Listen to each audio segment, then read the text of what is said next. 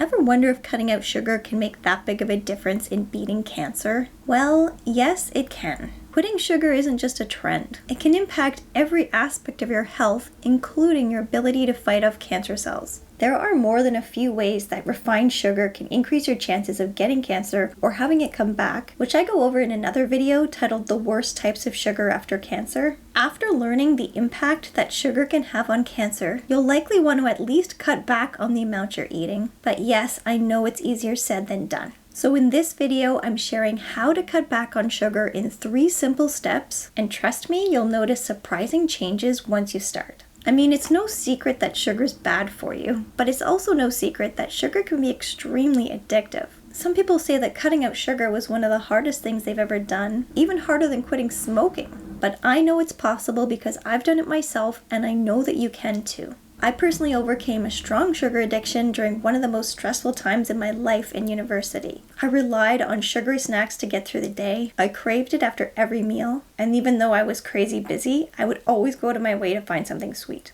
In case you don't know me, I'm Sarah from Remission Support. Having worked in oncology for several years, I know that most cancer patients don't receive proper nutritional support from their healthcare team. So I started this YouTube channel to help survivors make informed choices about which foods will help them beat cancer. What frustrates me so much is that a lot of healthcare professionals are still telling cancer patients to drink those canned milkshakes like Boost or Ensure, which are full of sugar and processed chemicals. Exactly what your body doesn't need after cancer. But honestly, when it comes to cutting out sugar, the decks are stacked against us. As humans, we're programmed to love sugar. It's in our genes and our taste buds. So having a sugar addiction or getting sugar cravings doesn't mean that you've failed or you have no willpower. We live in a society where sugar is everywhere. We celebrate birthdays with sugar. We go to the grocery store and it's in our face, tempting us while we're waiting in line. And it's making us sick. And food companies know that more and more people are starting to watch their sugar intake, so they don't want to have sugar listed as the #1 ingredient on their label anymore. So now what they're doing is putting 5 different types of sugar in their products and listing them as things other than sugar, like galactose or maltose. There are over 200 different names for sugar that most people don't know, and that's why we call them hidden sugars. They're in most of the foods we eat because manufacturers use them to make us love their products and want to buy them again. So it's no wonder that most people dread the thought of having to cut sugar out of their diet, thinking they'll struggle with it. But what most people don't realize is that you can train yourself to like or dislike anything, including sugar. But I must say that if your goal isn't to get healthy or increase your chances of beating cancer, you're not as likely to succeed in quitting sugar because it's not easy in the beginning. You'll likely go back and forth with cutting it out than not, so you'll never overcome your cravings for it, and you'll also be going back and forth with your insulin levels, your gut health, your weight, and your mood. These are all things that are directly impacted by sugar. So try not to think of quitting sugar as depriving yourself, but rather wanting to improve your health and keep cancer away. This is the best source of motivation. By keeping this in mind, you can make it easier to quit it for good. So step number 1 is deciding you're serious about quitting sugar. Decide that you're doing something for yourself and for your health. When I first started cutting it out, I had no idea how much it would change how I felt. Now, 15 years later, I never even crave it anymore. And yes, I still do eat fruit, which I'll get into more in a minute, but initially it wasn't my intention to stop eating sugar altogether, but the more I did, the better I felt, until I got to a point where it stopped agreeing with me, so now I do my best to avoid it.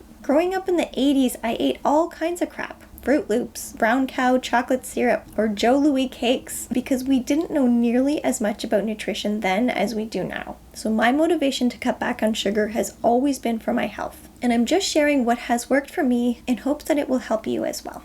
Obviously, there are no guarantees that quitting sugar will help you to beat cancer, but there is a ton of scientific proof that sugar does create inflammation in your body and weakens your immune system, 2 very important risk factors for cancer. Sugar is also the leading cause of type 2 diabetes, which doubles your chances of getting certain types of cancer. And because sugar contains empty calories, your body turns it into fat cells, which love to store excess hormones like estrogen. And you may already know this, but having excess amounts of stored estrogen in your body can also increase your chances of getting certain types of cancer. Okay, step number 2 in quitting sugar, start to become more aware of how much sugar you're eating. For a product to be considered low sugar, it should have 5 grams of sugar or less for every 100 grams. But honestly, less than that is even better. There is sugar in almost everything. Even things that don't taste sweet, like bread or chips, contain sugar. And products that claim to be organic or gluten-free or low-fat are usually the worst. People are tricked into thinking they're being healthy by drinking a green juice or smoothie, but then you look at the nutritional label and it has more sugar than a can of Coke.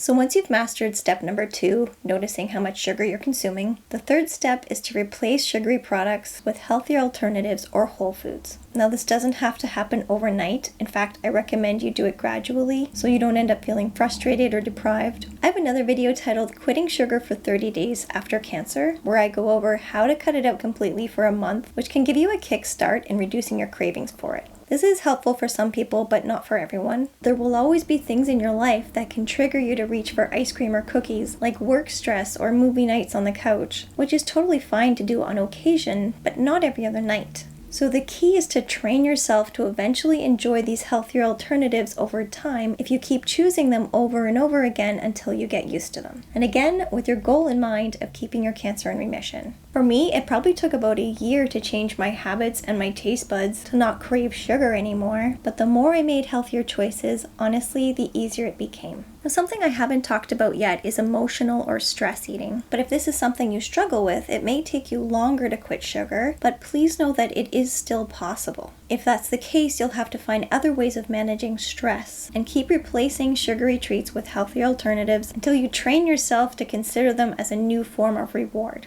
Now, another big mistake people make when they're trying to cut back on sugar is they search for a healthier sugar substitute. And this is how you know you're addicted to it. But unfortunately, you'll never find a healthy form of sugar that isn't either full of chemicals or won't spike your blood sugar levels. Nor will you cure your sugar addiction by finding a less satisfying form of it. Fake sugar substitutes or sweeteners will continue to reinforce your sugar addiction. I'm often asked if all natural sugars are healthier because they're organic or they come from a plant, but so does cyanide. Just because it's natural or organic doesn't mean it's good for you. But as for fruit, yes, it does contain a form of sugar, fructose, but they also contain a ton of fiber. When you eat fiber with sugar, it builds a little fibrous wall around the sugar molecules, which buffers your absorption so you avoid getting an insulin spike. Instead, the energy from fruit is slowly released. Plus, fiber does wonders for your gut microbiome and contains important vitamins and phytonutrients that you need after cancer. And of course, I'm only talking about whole fruits, not fruit juices or jams. But one thing I will say is that when you're first starting out in reducing your sugar cravings, try to stick with low sugar fruits like berries, kiwi, or grapefruit while your taste buds are getting accustomed to less sugar. And honestly, the easiest way to cut back on the amount of sugar you're eating is simply to eat more whole foods than processed foods. This way you don't have to worry about trying to decipher ingredient labels like a sweet potato is a sweet potato or a chicken breast is exactly that. Unless it's marinated, then it probably does contain some sugar. So try to buy whole foods and marinate or season them yourself so you know exactly what you're eating. Whole foods aren't just fruits and vegetables. They're any foods that haven't been processed. So nuts, seeds, beans, lentils, whole grains, and unprocessed meats or fish are also whole foods. So just by focusing on eating more whole foods, you're tricking yourself into eating less processed foods and therefore less sugar.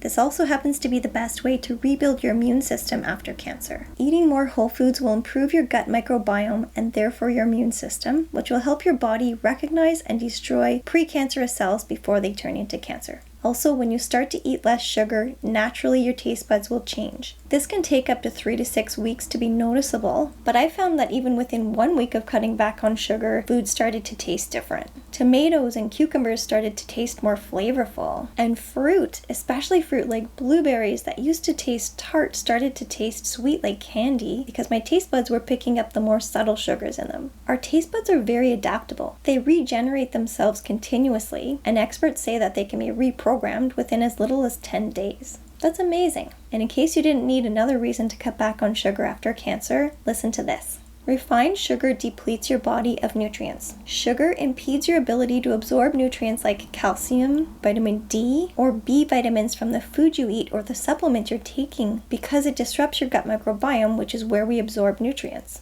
So with all that being said, please remember that quitting sugar doesn't have to happen overnight, but after watching this video, try to start implementing the 3 steps we talked about. 1, using your cancer diagnosis as motivation to kick sugar to the curb. 2, start to take note of how much sugar and processed foods you're consuming. And 3, start to replace them with healthier alternatives and whole foods. I promise you'll be on your way to a healthier you. Thanks for subscribing to my channel, and I'll see you in the next video. Bye for now.